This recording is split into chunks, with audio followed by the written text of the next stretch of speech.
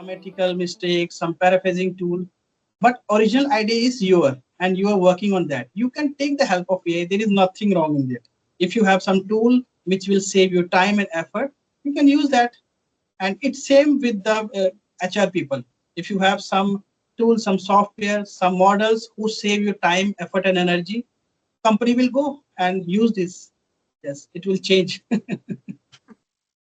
No, I think I attended a webinar and someone asked the question to say, along the lines in terms of what you've said, that I rely on AI heavily and it can literally write a paper. And, I guess what Norma's problem is, if you rely heavily on AI, when do you have the time to read? Because if you look at what you've done, you said read a paper a day. So some papers they're 8 pages, some papers are 30 pages, right? Yes, yes, And others are just long for no reason. very long. Yes, yes. But what I'm trying to say is by reading these, there's so many things that you learn in terms of how to actually write an abstract, how to write a literature review, and because also with the journals where they're published, there's certain techniques that come in terms of the typography itself. So how does one learn if they're heavily reliant on AI, I guess is the question that I'm asking. Yes, yes, you are absolutely right.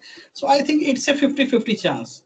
Like I have given you example, one day you have to read one paper. So it will Mhm. build your reading habit.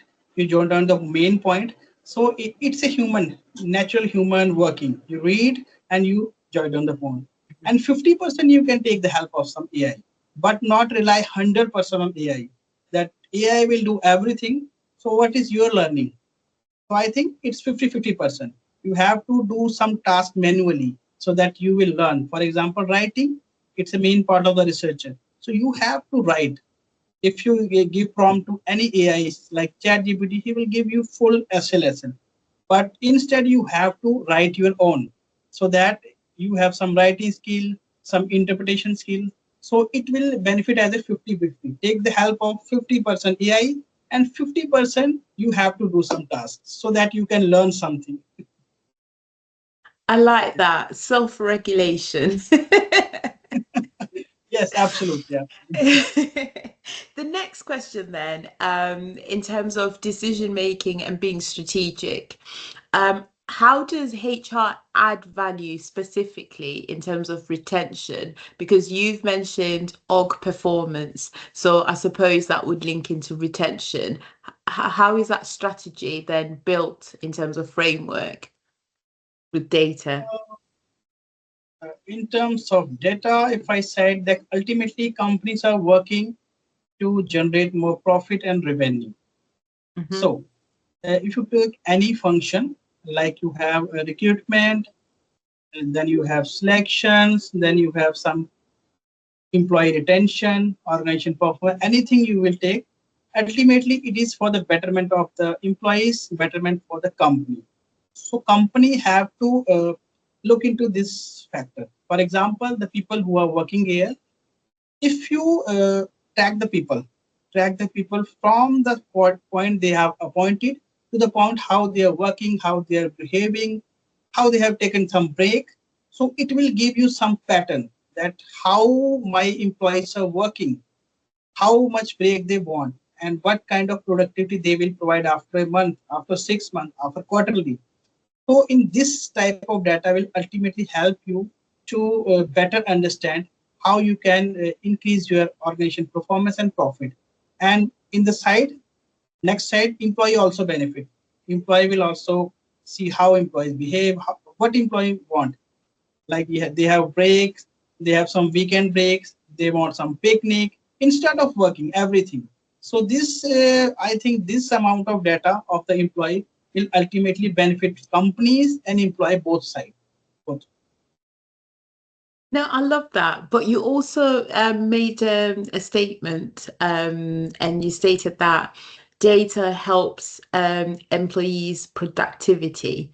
Now, when I hear such a statement, I just think of micromanagement, sorry, and I just feel like I can't breathe because every minute counts, right? And I'm being watched and observed because nowadays, even with Microsoft Teams, you can tell how productive someone is. So if I know that I'm being watched for every minute, every hour, that's just so not helpful in terms of my mental health. I'm not Uh, sure if that's a Western phenomenon, but I don't like it. yes, it will have impact if employees directly know that they are being watched from day morning to the end of the day. So it will have some impact on their working. So I think if you have to track the employee, it is a back end process. It is a back end process. You don't have to directly go and judge the employee. Employer working normal, they are working. Company have to make certain processes, certain review feedback processes, certain kind of technology, which indirectly capture these all. Not directly. If you ask the employee, okay, you go to the company and from morning to in the evening we are watching you, so maybe they are not freely to work. So it's a back end process. They don't know, oh, okay, we are watching working, but this all data will give you some pattern, that how people are working, how they are behaving, what kind of their working style. This will help the company a lot. Okay. And in terms of the next question then, how does that your research in particular benefit the wider community, in your opinion? Oh, basically my community is HR people, the people who are working, HR consultant who are giving consultancy to the companies, and of course, ultimately the company's employees. These are my major player who get benefit from my research. And if from my research, I will publish some work related to some public policy, like the people who are working in the Indian multinational companies, how their growth is ultimately linked with the growth of Indian economy. So in this way, I think it's a both way for the companies and for the IT economy in India to grow. So to see that these are the area they are lacking behind as compared to the top of the companies who are working in IT. So ultimately, it will benefit a lot of people. No, I love that. I think, like I said, with HR, we've come a long, long way in terms of being a partaker in some of the key conversations within organizations. And I think with data, if utilized in the right manner, I believe that it does add value in terms of the human capital itself, because you're strategic in terms of well-being initiatives, like you said, what are the peaks and troughs in terms of when Right. people are performing. But like I Yes. said, maybe I'm lazy. I don't want you to know. It's just one Yes, of Lee. those things. It's depend on the people to people. Yes. Mm. People to people, No, yes. that's true. So, in terms of the next set of questions, then they've come in randomly from our colleagues around the world. The first question is, in your opinion, do you think higher education breaks the poverty life cycle, or do you think no, Norma, it doesn't? Oh, yes. If it is education from the basic, if you take higher education also, but without education, the poverty cannot be removed. It is ultimately if you are educated in terms of your any qualification, it will give you some space, some place in the society. Education play a major role. If I talk about the higher education, the university we are working, so here university act as a help in the policy making. Like they have see what this is the problem in the society related to whether HR or any other field. They work there, and after some time they have published that this is the problem and this is the solution you can provide to the general. So I think education is a must, and it will help to remove poverty, uh, maybe in the coming future, but it take a long time. It is improving No, day by day. yeah, and the The irony with this question, maybe I'm using the wrong word, is that when I speak to people from the global north or south, they tend to agree with that statement and say there's free movement. I can go to Europe, I can go to China, for example, or Australia.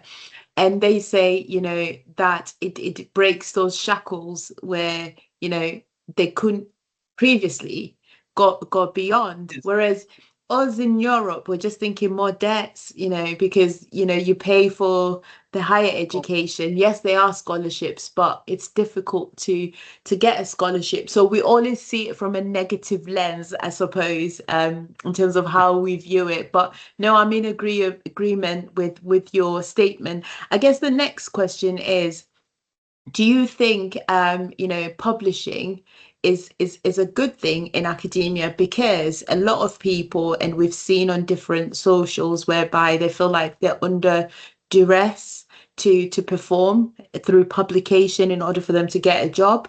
But as we've seen the global trends with universities, a lot of people have been made redundant. So to get a job, you're competing with someone who's worked, in the industry for such a long time. So what are your thoughts in terms of that? Oh, yeah, absolutely right. If I talk about, there are two parts. One is teaching and one is research. If I talk Mhm. about the schooling, or you have some graduate level, so their main focus is only on teaching the syllabus, the old syllabus. People are learning their skill. But if I talk about research, it will add value to the education. If I talk about higher education in any other part of the world, it is higher education which are, with the help of research, they are providing better solution. For example, if in university higher education only teaching is available, people are teaching the same old syllabus, and students are giving marks, assignments, and they allotted the degree. But research is adding some value to the society, to the country. So it is research who will benefit a lot of people. And if as a researcher, I research, or mostly people who are in the researching field, what they are studying, what they are writing, they have to publish, they have to share their learning with others. Okay, this is my area of working. Okay, this is the updation, and this is my final thought. This can be improved with the help of workshop, conferences. You go there, you discuss their idea, so it will benefit a lot of you. Or sometimes some idea will click. Okay, this is a very wonderful idea. We will collaboratively work there. So ultimately, it is the research who will uplift the education system. Only education cannot go alone. It is the research who will give some upliftment to the base of the education. Yes. No, I appreciate your response. And I guess the next question is, in your opinion, do you think networking at conferences, looking at how you've mentioned collaborations there, is beneficial for PhDs, DBAs, MPhils alike? Or do you think, no, Noma, it's not an important factor, just crack on with what you need to do. There's no need for you to attend a conference? Oh no, it's highly important. Likewise, I have give you example. In my university, they have started some course with in collaboration with foreign university. So there, it is a 6 month course. So I have enrolled to that course, and in that course, they have some same like stuff, video chatting with the other student from different university.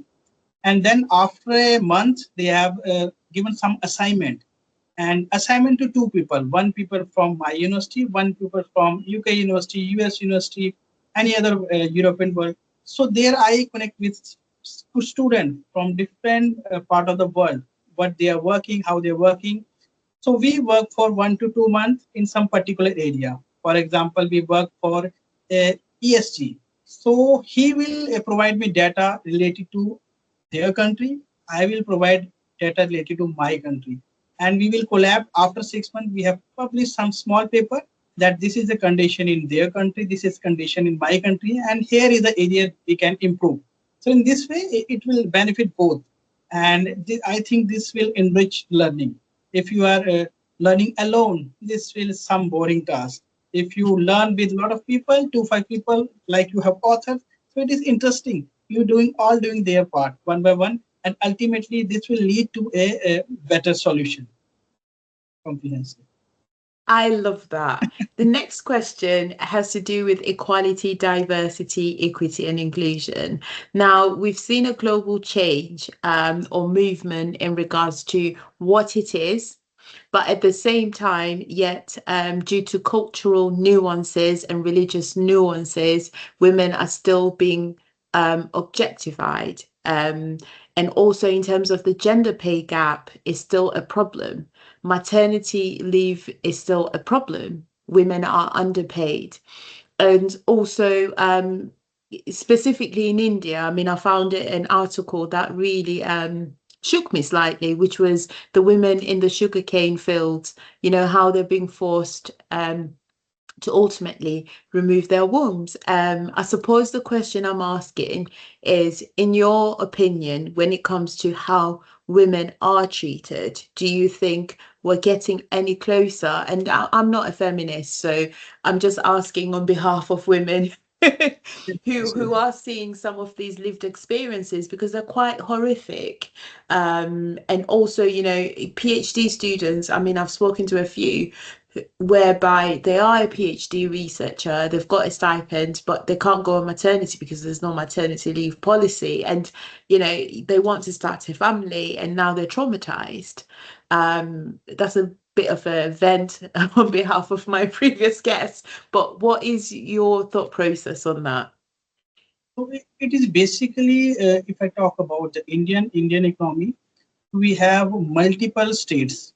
So every state have their own set of rule, how they are work, how they have behave, how people live there. So if I talk about different type of state, 100 to 150 kilometer, there is a language change, people, how people behave, how they eat, how they talk. So they have a multicultural way. So, like you said, if I talk about the Indian woman, so recently in our parliament, the government have also tried to increase the seat of women, so they can participate in Indian parliament. So they propose some bill. So government are majorly improving that. But I think due to some lack of constant, for example, the population wise, if you see, a lot of people are there. So here, if I talk about crores of people, in that crore of people, women representation is still lag behind. So they need more representation. And like you said, that some issue with scholars or something. Maybe in different state to states, they have people from different ideology. So some people are some lefties, some righties. So sometimes some conflict would happen. But ultimately, if I talk about in many part of the India, like the metro part, Delhi, Mumbai. So here, women's, men's, they are both working. No problem. They're both working. They get highly paid, and women are working in different area, any area. They can compete in any area, whether it is air force, it is army, it is any other sector. So, but something lag behind in some major states, like you have, it is basically of education. If they have less education, so they will, okay, men can do better, women can do better. But with the education, they they close all the barrier and move forward. Yes.